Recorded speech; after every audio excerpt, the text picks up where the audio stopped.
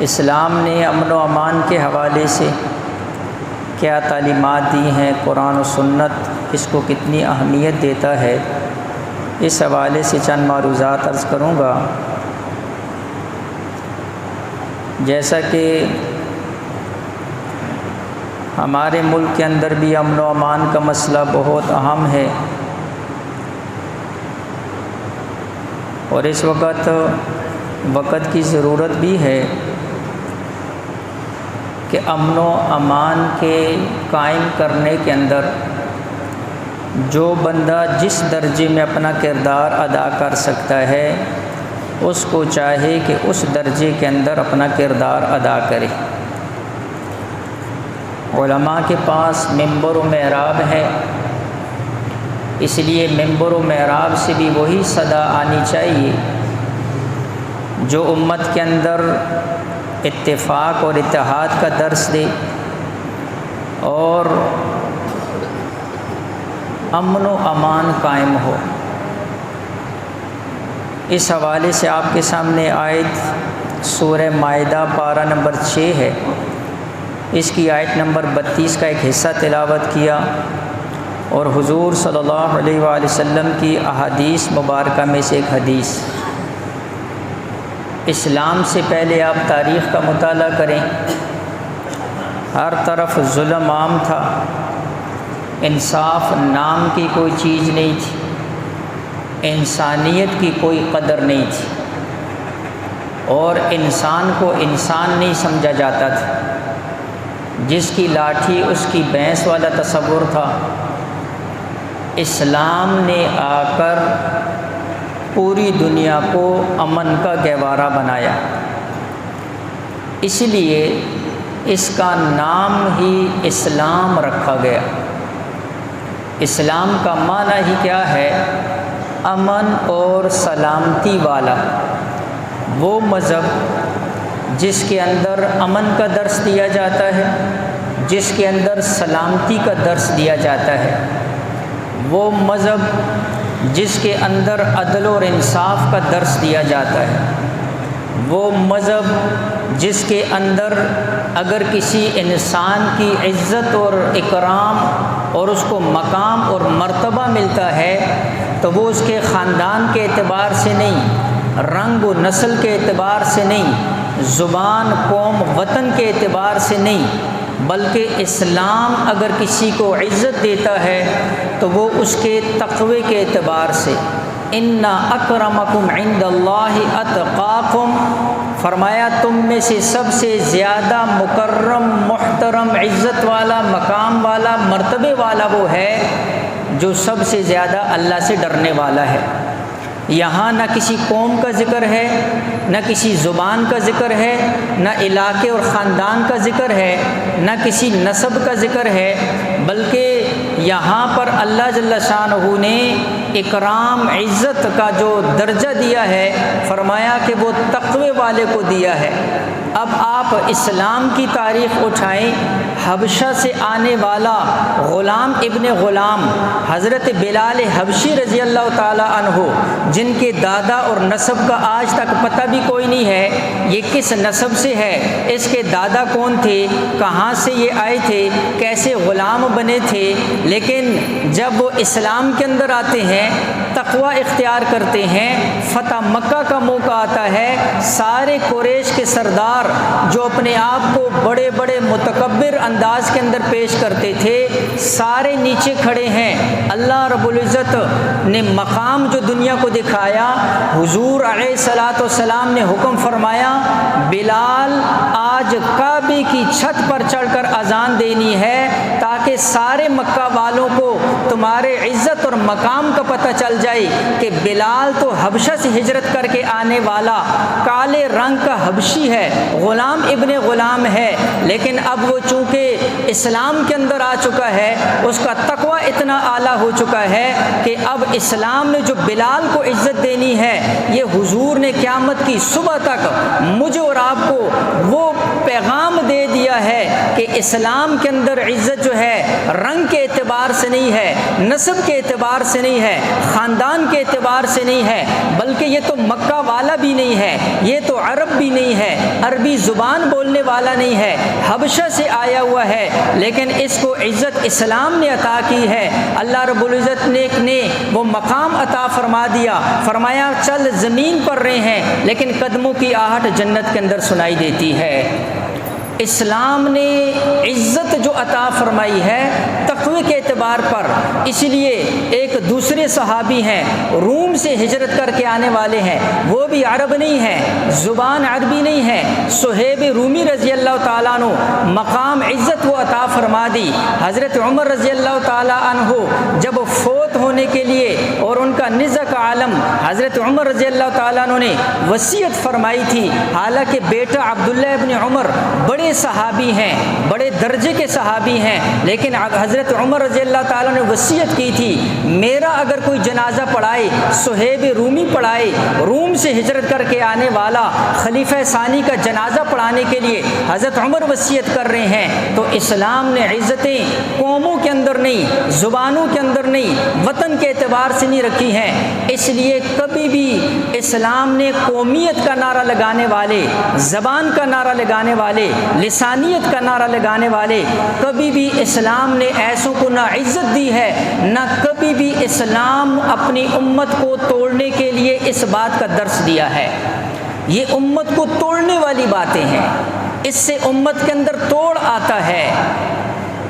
اسلام نے سب کو کلمے کی بنیاد پر جمع کیا ہے، اور حضور نے فرمایا مسلمان کی مثال تو جسم کی مانند ہے، جسم کے ایک حصے کو تکلیف ہو دوسرا حصہ پریشان ہو جاتا ہے، اس لیے اس کلمے کی بنیاد پر مغرب کے رہنے والا مسلمان، مشرق والا، شمال والا، جنوب والا، ان سب کی عزت اور احترام ایک ہی ہے، یہ سارے کے سارے کلمہ پڑھنے والے مسلمان بھائی ہیں۔ لہٰذا میں نے عرض کیا کہ اسلام سے پہلے دنیا کے اندر امن، سکون اس چیز کا نام و نشان نہیں تھا، اس لیے کہ اسلام سے پہلے انصاف نہیں تھا، اسلام سے پہلے عدل نہیں تھا، اسلام سے پہلے مساوات نہیں تھی۔ اللہ کے نبی علیہ الصلوۃ والسلام جب آئے ہجرت کر کے مدینہ کے اندر، حضور علیہ الصلوۃ والسلام نے مہاجر اور انصار کو آپس کے اندر بھائی چارہ قائم کر دیا۔ کیسا بھائی چارہ آپ ذرا تصور تو کریں، حضور نے ایک کو اٹھایا، دوسرے کا کہا یہ تمہارا بھائی ہے، وہ ایک ماں کے نہیں تھے، وہ ایک باپ کی اولاد نہیں تھی، لیکن حضور نے ان کو کلمے کا بھائی بنایا تھا۔ اور تاریخ نے دیکھا کہ اپنے باغات، زمینیں تو انہوں نے دی، حتیٰ کہ یہاں تک آتا ہے ایک صحابی نے یہ پیشکش بھی کر دی میری 2 بیویاں ہیں، اگر تم یہ پسند کرتے ہو میں ایک کو طلاق دے دوں، وہ تمہارے نکاح کے اندر دے دوں گا، تاکہ جو ہے تم وہاں سے آئے ہو، تمہاری جو ہے رشتہ ازدواج نہیں ہے، اور میں اپنی بیوی کو طلاق دے کر تمہارے نکاح کے اندر دینے کے لیے بھی تیار ہوں۔ تو پھر اسلام جو ہے پھر امن نہیں آئے گا، پھر ایسے مذہب کے اندر، ایسے دین کے اندر پھر جو ہے امن قائم کیسے نہیں ہوگا جب ایسے بھائی چارہ ہوگا۔ اس لیے میں نے عرض کیا کہ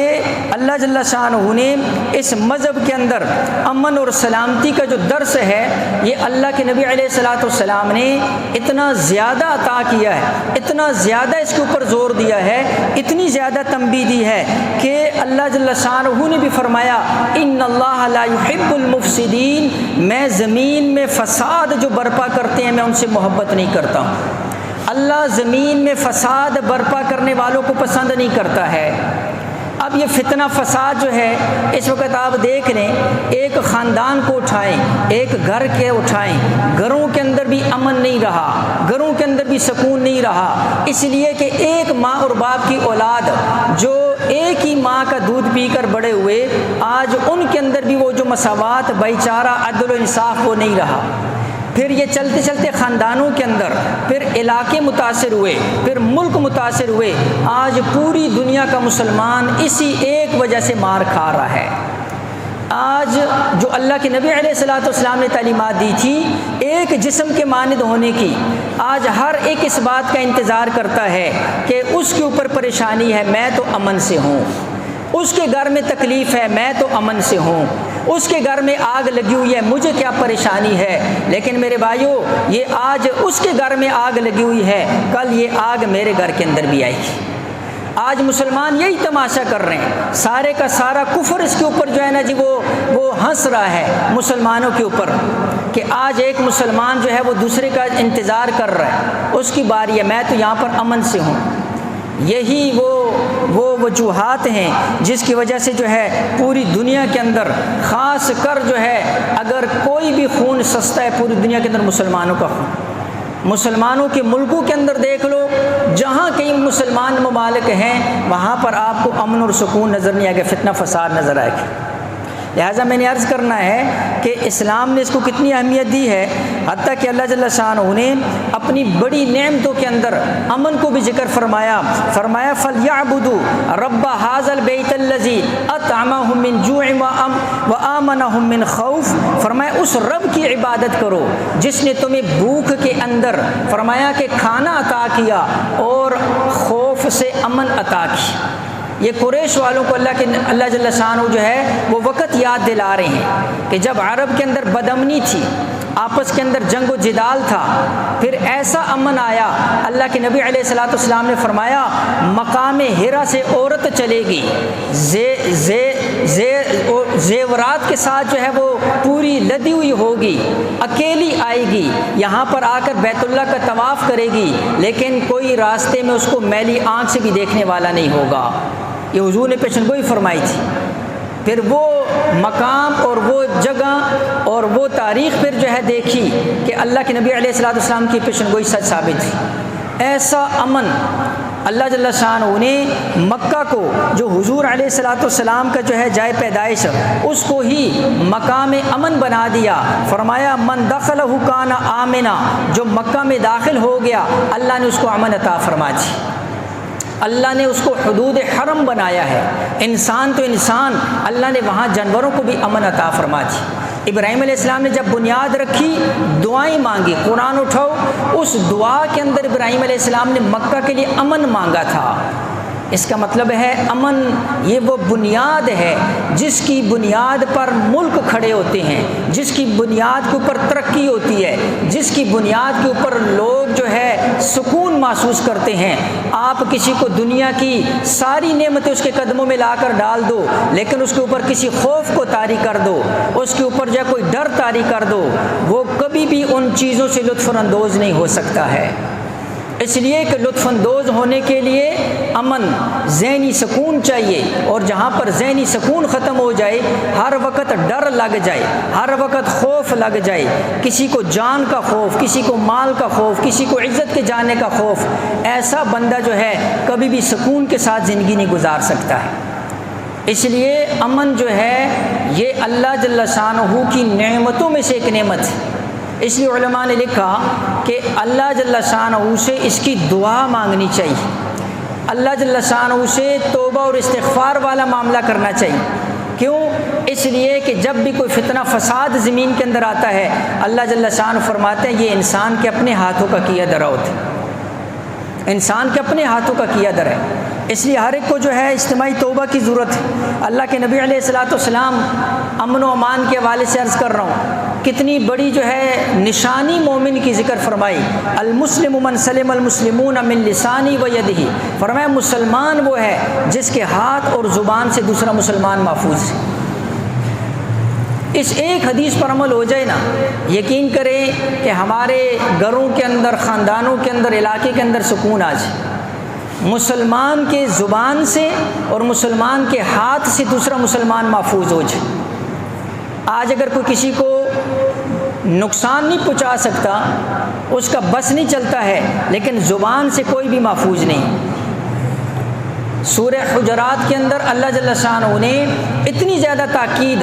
میں نے اس پر مختلف پورے ایک جمعہ پڑھایا، غیبت کے اوپر، جھوٹ کے اوپر، بدگمانی کے اوپر، کسی پر الزام تراشی کے اندر، کسی کا مذاق اڑانا، یہ وہ چیزیں ہیں جو زبان سے دوسرے مسلمان کو آپ تکلیف پہنچا رہے ہیں۔ اللہ کے نبی علیہ السلام فرما رہے ہیں مسلمان تو وہ ہے، مومن کون ہے؟ فرمایا والمؤمن من آمنہ الناس علی دمائہم و اموالہم، فرمایا مومن وہ ہے کہ جس کی وجہ سے جس سے لوگوں کا مال اور جان محفوظ ہو، یعنی لوگ امن کے اندر۔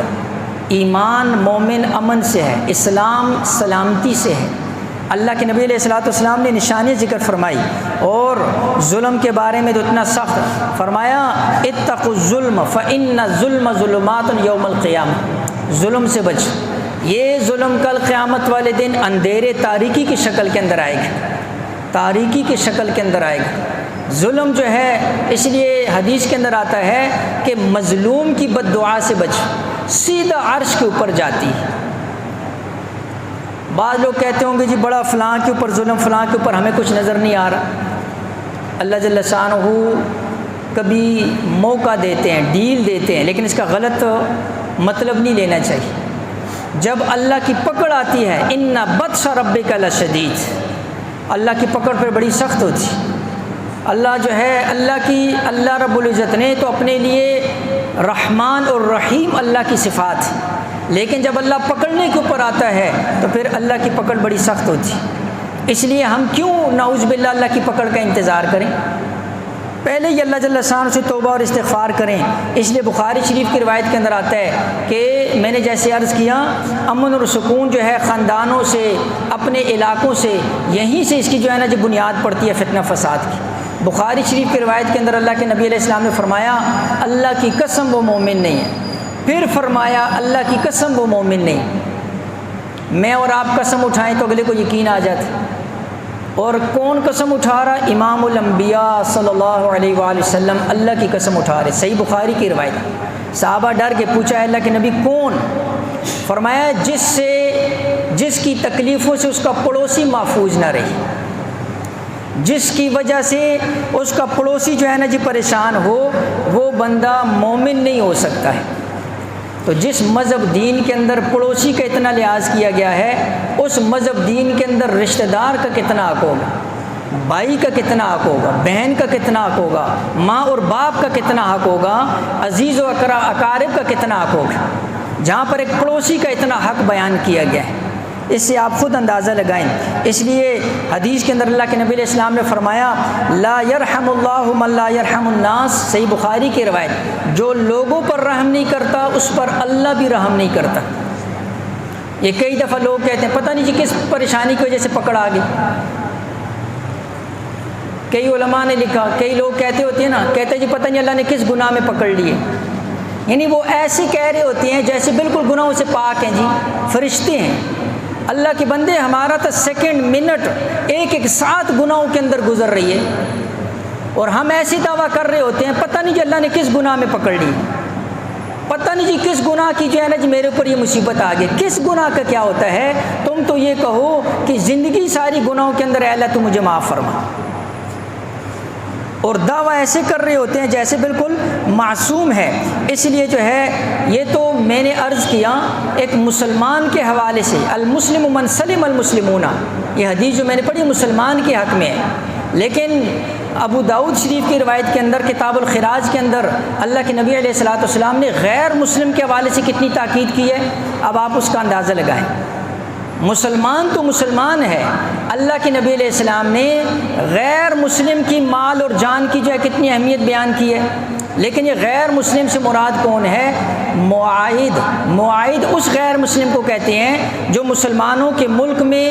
امن اور سلامتی کی شرط کے ساتھ رہ رہا ہے، اور اس کو مسلمان حکمران نے، مسلمانوں نے اس کو جو ہے نا جو اپنے ملک کے اندر پناہ دی ہوئی ہے، اس کو معاہد اور ذمی کہا جاتا ہے۔ اس کے بارے میں ابو داؤد شریف کی روایت کے اندر رسول اللہ السلام نے فرمایا کہ خبردار کوئی بندہ کسی معاہد کے اوپر بھی ظلم نہ کرے، ضرورت سے زیادہ اس کے اوپر بوجھ نہ ڈالے، اور بغیر اس کی اجازت سے کوئی چیز بھی اس سے نہ لے۔ جو کوئی ایسا کرے گا کل قیامت والے دن میں خود اس کی طرف سے دعویٰ اللہ کے دربار کے اندر پیش کروں گا۔ غیر مسلم کافر کے حق میں اللہ کے نبی علیہ الصلوۃ والسلام یہ ارشاد فرما رہے ہیں۔ تو مسلمان کی جان اور مال کتنی اہم ہے، اس کا اندازہ آپ خود لگائیں۔ مسند احمد، ابن ماجہ، سنن نسائی، تینوں کتابوں کے اندر دوسری روایت جو آتی ہے، اللہ کے نبی علیہ الصلوۃ والسلام نے فرمایا جس نے کسی معاہد یعنی ذمی غیر مسلم کو قتل کیا جو مسلمانوں کے ملک میں امن کے ساتھ رہ رہا تھا، فرمایا وہ جنت کی خوشبو بھی نہیں سونگھ سکے گا۔ ایک غیر مسلم جو ہے ذمی مسلمانوں کے ملک والا، اس کی عزت، اس کی جان کی اللہ کے نبی علیہ الصلوۃ والسلام کو اتنی پرواہ ہے، مسلمان کا کیا مقام ہوگا کسی مسلمان کو ناحق قتل کرنا۔ تو اس لیے میں نے آپ کے سامنے جو آیت پڑھی، اس آیت کے اندر بھی اللہ جل شانہ فرماتے ہیں من قتل نفسا بغیر نفس او فساد فی الارض فکأنما قتل الناس جميعا، جس نے کسی انسان کو قتل کیا، کسی انسان کو قتل کیا اور وہ انسان زمین میں فتنہ فساد نہیں برپا کر رہا تھا اور بغیر کسی جو ہے نا جی اس کو جرم کے قتل کیا، یہ ایسے ہے جیسے ساری انسانیت کو اس نے قتل کر دی۔ اور جس نے ایک انسان کی جان بچائی، اللہ فرماتے ہیں یہ ایسے ہے جیسے اس نے ساری انسانیت کی جان کو بچا دی۔ ایک انسان کے قتل کو، ناحق قتل کو اللہ جل شانہ ساری انسانیت کا قتل قرار دے رہے ہیں۔ اندازہ کرو یہ کتنا بڑا گناہ ہے، کتنا بڑا جرم ہے۔ اور یہاں تو عجیب معاملات بنے ہوئے ہیں، روزانہ جو ہے جی فلاں جگہ سے نعش برآمد ہو رہی ہے، جی فلاں جو ہے نا جی اللہ معاف فرمائے اتنے بندے وہاں سے، اتنے بندے وہاں سے،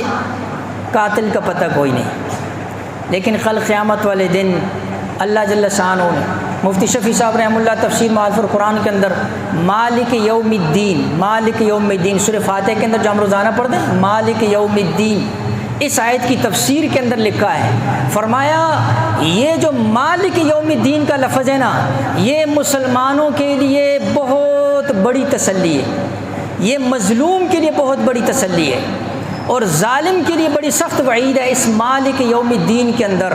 فرمایا قیامت والا دن اللہ نے رکھا ہے جس کا مالک رب ہے، جس کا مالک وہ سب سے زیادہ انصاف کرنے والا ہے، جس کا مالک، جس کے قبضے کے اندر وہ دن ہوگا جو حساب والا دن ہوگا، وہ اللہ، اس کے دن کا مالک اللہ ہوگا۔ فرشتوں کو بھی اختیار نہیں، نبیوں کو بھی اختیار نہیں، کسی کو اختیار نہیں۔ اگر سفارش چلے گی اللہ کے حکم سے چلے گی، شفاعت چلے گی اللہ کے حکم سے چلے گی، اللہ کا حکم نہیں ہوگا نہ کوئی ولی سفارش کر سکے گا نہ کوئی نبی سفارش کر سکے گا۔ تو اس دن یہ کھرا کھوٹا سب برآمد ہو جائے گا، یہ نامعلوم سب معلوم ہو جائیں گے، یہ ظالم سب اشکارا ہو جائیں گے۔ اللہ جل شانہ پھر اس دن انصاف کرنے والی ذات۔ اس لیے مفتی شفیع صاحب نے لکھا کہ یہ مالک یوم الدین کا جو لفظ ہے اس کے اندر بہت بڑی تسلی ہے، اگر کوئی غور کرے اور فکر کرے تو بہت بڑی تسلی ہے کہ اس دن کوئی رشوت تو کیا، اس دن کوئی سفارش بھی نہیں چل سکتی۔ یہاں تو کسی نہ کسی ذریعے سے کام چلا لے گا، کہتے پریشان نہ ہو میرے بندہ ہے، پریشان نہ ہو آگے بندہ بیٹھا ہوا ہے، ظلم کرو جتنا کر سکتے ہو لیکن تم نے پریشان نہیں ہونا ہے، تمہیں جو ہے نا جی میں یہاں سے جو ہے کیا کر دوں گا، چھٹکارا دلا دوں۔ اس عدالت سے کیسے چھٹکارا دلاؤ گے؟ تو میں نے عرض کیا کہ اللہ جل شانہ بڑی سخت جو ہے نا اس کے اوپر وعیدات ہیں۔ کسی کو ظلم، تو علماء نے جو ہے نا بڑے عجیب اسباب لکھے ہیں، اچانک بات ہے کہ وقت زیادہ ہو گیا ہے، بدامنی کے اسباب کیا ہوتے ہیں، کن کن وجوہات کی وجہ سے بدامنی آتی۔ اس لیے علماء نے لکھا بدامنی کا جو ہے جو سب سے بڑا جو سبب ہوتا ہے وہ کسی کی جان کے اوپر جو ہے نا جی ناحق کسی کی جان کے اوپر حملہ کرنا، یا کسی کی عزت اور آبرو کے اوپر حملہ کرنا، یا کسی کے مال کو ناحق لینا، یا جو ملک گیری کی حوث ہوتی ہے، حوث، اس جگہ بھی قبضہ کر لیں، اس جگہ بھی قبضہ کر لیں، اس زمین پر بھی قبضہ کر لیں، اس ملک پر بھی قبضہ کر لیں، یہ بدامنی کے بڑے اسباب میں سے ہے۔ اسی کی وجہ سے دنیا کے اندر فتنہ فساد آتا ہے، اسی کی وجہ سے بدامنی پھیلتی ہے۔ اور اس کی جو ہے نا جی کتنی سخت، اس حوالے سے میں نے پہلے عرض کر دیا، عزت اور آبرو کے حوالے سے کتنی سخت جو ہے نا جی احکامات ہیں کہ کسی کی جان اور مال، اللہ کے نبی علیہ الصلوۃ والسلام نے فرمایا کہ مسلمان کا جو جان ہے اور مسلمان کا جو مال ہے یہ دوسرے مسلمان کے اوپر حرام ہے، اس کی اجازت کے بغیر نہیں لے سکتا ہے، نہیں کھا سکتا ہے، نہیں لے سکتا ہے، نہیں قبضہ کر سکتا ہے۔ اب کسی بھی صورت کے اندر وہ لے، زبردستی لے، اس کو مجبور کر کے لے، اس کو ڈرا دھمکا کر لے، کسی بھی صورت کے اندر لے، رشوت کی صورت کے اندر لے، سود کی صورت کے اندر لے، وہ مسلمان اس پر راضی نہیں ہے دینے پر، یہ دوسرے کے لیے حرام ہے۔ ابھی تو بڑے بڑے بنگلے کھڑے کر دے گا، بڑی بڑی اچھی گاڑیوں کے اندر چل جائے گا، لیکن کتنے دن؟ اللہ کے نبی علیہ السلام نے فرمایا میری امت کی جو اوسط عمر ہے وہ 60 اور 70 کے درمیان ہے، 60 اور 70 کے درمیان۔ اب آپ کے سامنے بہت کم لوگ اس سے اوپر جاتے ہیں۔ تو 40-50 سال کی عمر کے اندر اس نے مال غصب کیا، اگر دیکھا جائے اس حدیث کی بنیاد پر پیچھے 20 سال ہے، تو 20 سال کے اندر بھی جو آخری 10 سال ہیں اس کے اندر تو وہ کسی بیماری کے اندر مبتلا ہو جاتا ہے، کسی کو شوگر ہو جاتا ہے، کسی کو بلڈ پریشر ہو جاتا ہے، کسی کو دل کو مسئلہ ہو جاتا ہے، وہ خود اس سے لطف نہیں لے سکتا ہے، بس دیکھ کر خوش ہوتا ہے۔ اس نے وہ حرام جمع کیا پچھلوں کے لیے، اور جب تک وہ حرام استعمال ہوتا رہے گا یہ بیچارہ قبر کے اندر بھی جا کر سکون نہیں حاصل کر سکتا ہے۔ یہ اس نے قیامت تک کے لیے گویا کہ پیچھے اپنا اعمال نامہ کھول دیا ہے، لیکن وہ اعمال نامہ کس کا ہے؟ اس نے وہ جو حرام مال جمع کیا، پیچھے اس کی اولاد جو اس کے اوپر حرام کاریاں کرے گی، وہ حرام کاریوں کا گناہ بھی اس کے سر کے اوپر پڑے گا۔ اس لیے کہ حدیث کے اندر آتا ہے نیک اولاد چھوڑو، ان کی نیکیاں کا ثواب ملتا ہے، اسی طرح جو ہے جب اولاد کی تربیت نہیں کی ان کی بدعمالیوں کا گناہ بھی ملتا ہے، یہ ذہن کے اندر رکھو۔ تو کیا فائدہ ہوا ایسے مال کا اور ایسی چیزوں کا؟ تو میں نے آپ کے سامنے عرض کیا کہ دیکھو بہت سخت جو ہے یہ اس کے اوپر وعیدات ہیں۔ اللہ کے نبی علیہ السلام ایک حدیث صرف عرض کرتا ہوں، حضور علیہ السلام نے فرمایا فَإِنَّ دِمَاءَكُمْ وَأَمْوَالَكُمْ منکم حرام کحرمت یومکم ھذا فی شہرکم ھذا فی بلدکم ھذا۔ اس حدیث کے اندر اللہ کے نبی علیہ السلام نے فرمایا تمہارے اوپر لوگوں کی مال عزت آبرو ایسے ہی حرام ہے فی یومکم ھذا، جیسے آج کا دن 9 ذی الحجہ، یہ حضور علیہ السلام کا خطبہ تھا حجۃ الوداع کا، فرمایا فی یومکم ھذا یعنی 9 ذی الحجہ کا دن، اور فرمایا فی شہرکم ھذا یعنی ذی الحجہ کا جیسے مہینہ، وفی بلدکم ھذا جیسے مکہ کا یہ جو مکرم محترم شہر ہے، جیسے یہ حرام ہے، جیسے ان کی جو ہے بے توقیری حرام ہے، فرمایا ایسے ہی کسی مسلمان کی مال جان عزت آبرو یہ تمہارے اوپر حرام ہے، اس کو نقصان پہنچانا یہ تمہارے اوپر حرام ہے۔ تو یہ میں نے عرض کیا یہ بے دینی کی جو ہے یہ بدامنی کے اسباب ہوتے ہیں، اور اسی اسباب کی وجہ سے دنیا کے اندر بدامنی آتی ہے، اسی اسباب کی وجہ سے فتنہ فساد آتا ہے۔ آپ خود اندازہ لگا رہو، اگر کسی خاندان کے اندر کوئی آپس کے اندر کوئی بدامنی ہے اس کی وجہ بھی یہی ہوگی، کسی زمین کا مسئلہ ہوگا، جائیداد کا مسئلہ ہوگا، مال و دولت کا مسئلہ ہوگا، کسی جگہ قبضے کا مسئلہ ہوگا۔ اگر خاندانوں کے اندر دشمنی ہے تو یہی بنیاد ہے۔ تو اس لیے جس کا حق ہے وہ حق جو ہے ہر ایک کو پتہ ہوتا ہے یہ اس میں کس کا حق ہے،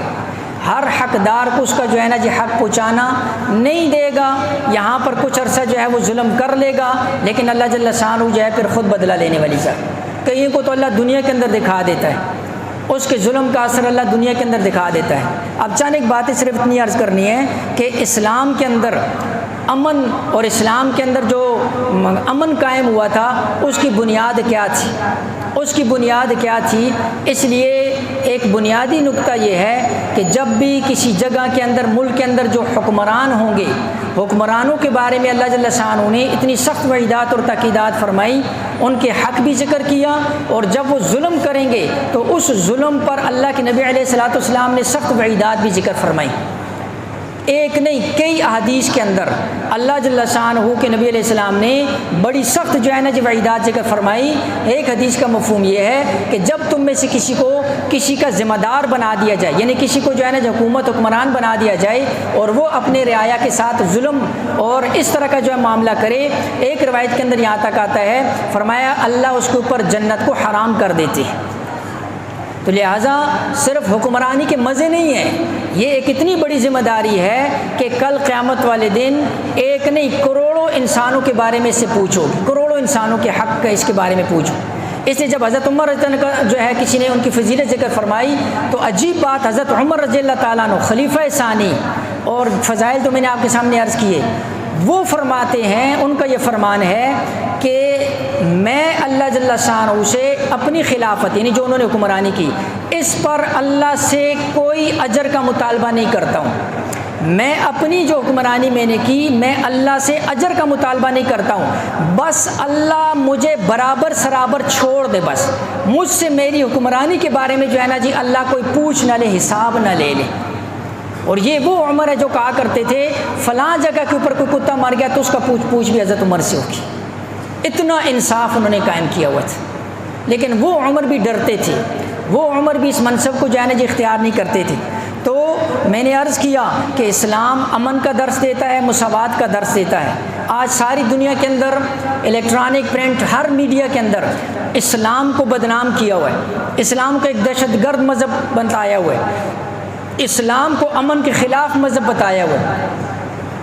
قرآن کے اندر نعوذ باللہ جہاد کی آیات کو اٹھا کر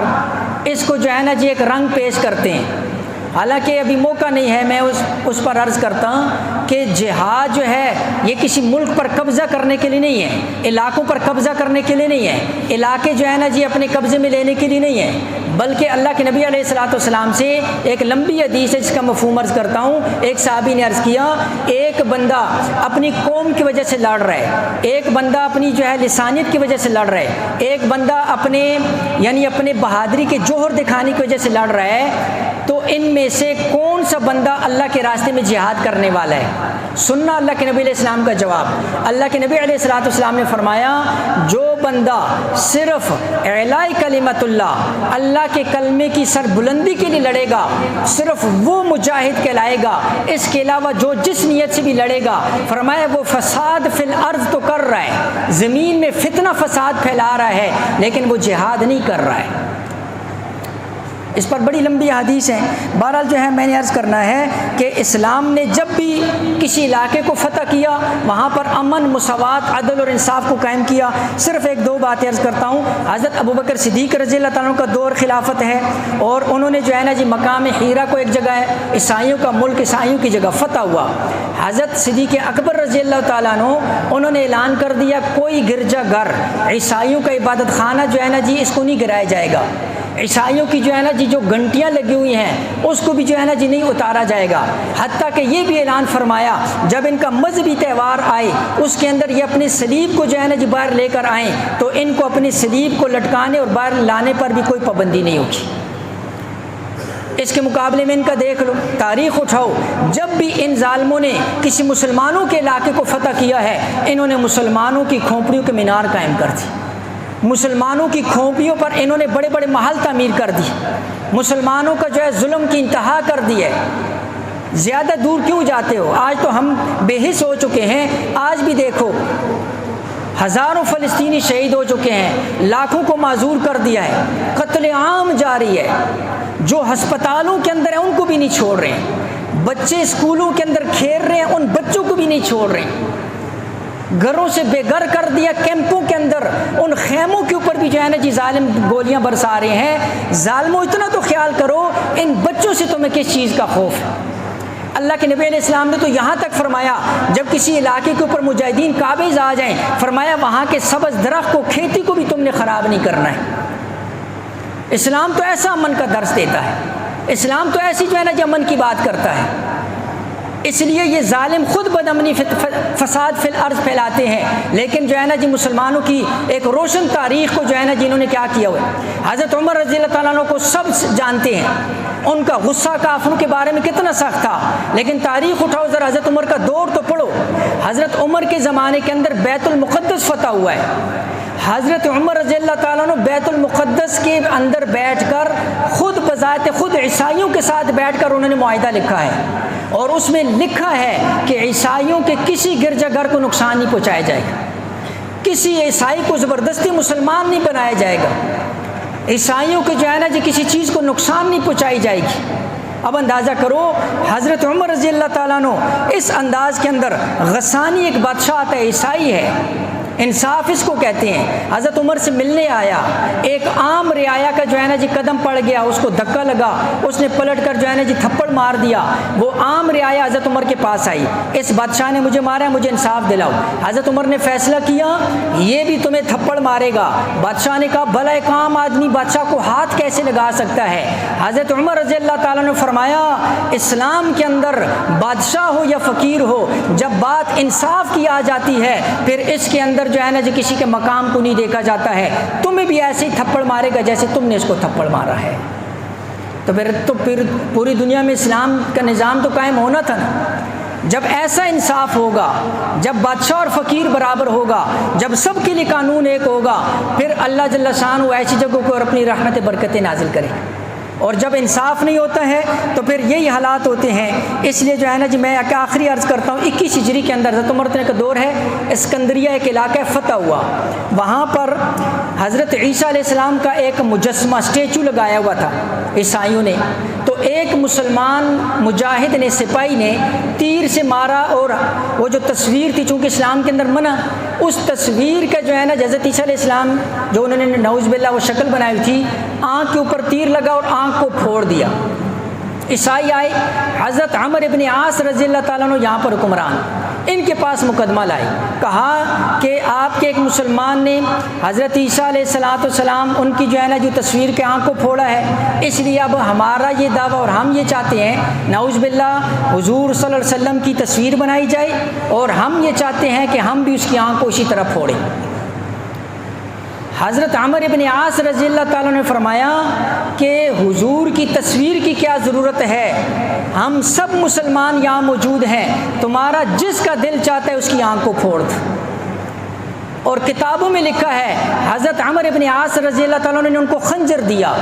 اور کہا یہ خنجر لو، میری آنکھ تمہیں حاضر ہے، یہ خنجر لو اور میری آنکھ کو پھوڑ کر اپنا بدلہ لے لو۔ تو کتابوں میں ہے اس عیسائی سے جو ہے نا جو خنجر ہاتھ سے گر گیا، اس نے کہا ہم نے کبھی اتنی بہادر، اتنی انصاف پسند، اتنی دلیر قوم نہیں دیکھی ہے جو انصاف کے لیے اپنے آپ کو بھی پیش کر دیتے ہیں۔ تو جب ایسا انصاف ہوگا تو پھر ساری دنیا کے اندر، آج یہ دنیا جن ملکوں میں امن قائم ہے، اللہ کی قسم یہ اسلامی تعلیمات کو انہوں نے فالو کیا ہوا، اسلامی تعلیمات کی پیروی کر رہے ہیں۔ اور ہم مسلمانوں کے اندر چونکہ وہ جو قانون اور عدل و انصاف والی بات تھی وہ نہیں رہی ہے، جس کی وجہ سے فتنہ فساد عام ہو